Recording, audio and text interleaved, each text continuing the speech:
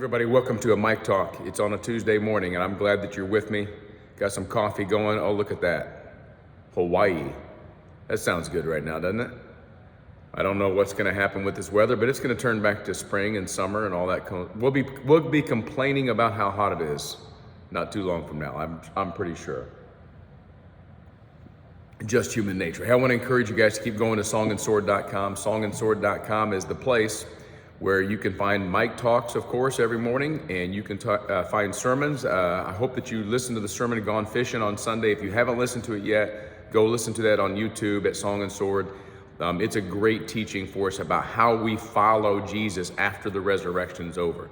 And so I hope that you guys will do that. And also hope that you go to songandsword.com and sign up for that special gathering. We're doing a Song and Sword gathering on May 21st.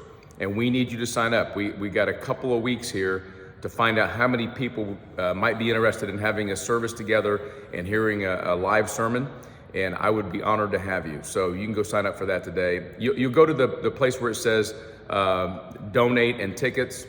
And you don't have to donate anything, although that would be appreciated. But tickets, and you sign up, and we don't send you actual tickets. That just, when you fill that in, you know that you're signed up, okay? God bless you guys. Thank you guys for being a part of this adventure called Song and Sword. And I want to give a shout out to Mark and Donna Johnson. They went to this famous Oberammergau, Germany. It's a famous play that this one city does every 10 years. They've done it for almost 400 years. And Mark and Donna, thanks for the time we get to spend together the other day. Shout out to you guys. And they know my love of history and all things Bible and spiritual. Met them on a trip to the Holy Land several years back. So God bless you guys today. God bless all of you guys who are watching from all over the world and all over the States. So we're going to get in the Word of God today. That's what we do here. And Romans 1 is the place we're going to go. Romans 1, verse 16 and 17. There's so much here. I'll try to give you as much as I can here early in the morning or as you're listening. But it speaks to something that's real for us as believers, as Christians in the 21st century, especially if you're in the American scene, or really worldwide. Romans 1:16, Paul's writing, "For I am not ashamed of the gospel, for it is the power of God for salvation to everyone who believes, to the Jew first and also to the Greek. For in it the righteousness of God is revealed from faith for faith. As it is written, the righteous shall live by faith."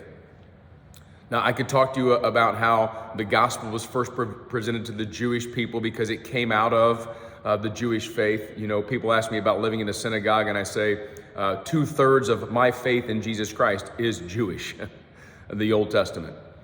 And it made sense that you first present the gospel of Jesus Christ. By the way, that word means good news. Euangelion, evangelism, comes from that word. It's good news.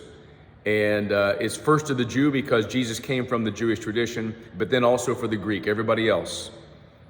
It is a worldwide gospel. And not only that, it's built on faith. It's the righteous shall live by faith. What do you believe in?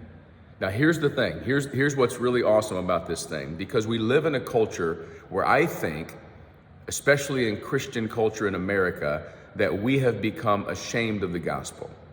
That because of headlines, because of people's perception of church, people's idea about what church has been or should be, the hurts that have happened in the church, trust me, I'm aware, and maybe hypocritical Christians that people have worked with, maybe pastors that have done things that are not good, maybe church people that have hurt you, maybe impressions about God. Maybe the culture and the messaging of the culture that says the church is not good, Jesus is not good, Christians are not good. Guys, listen, Paul was in prison, and he's writing, I'm not ashamed of the gospel, because the gospel, here's what the gospel is. The gospel is the power of God for salvation for everyone who believes. You see, it really, we should be on the offensive, not be offensive, but be on the offensive in this culture. We should be the ones going, I'm not ashamed of the gospel. Because everyone who thinks that they know who Jesus is, or they don't like the church, or they don't believe in Jesus, they need Jesus whether they know it or not. I've got good news for this world. I'm not ashamed of the gospel. because it is the way that people believe and are saved. And so today we shouldn't walk around as Christians being ashamed or feeling bad. Oh yeah, I'm a Christian, but don't judge me for what that means. Here's the marker of Christianity. It is good news for those who believe. The righteousness of God has been revealed through Jesus Christ, and we have that message. So hold your head high, Christian.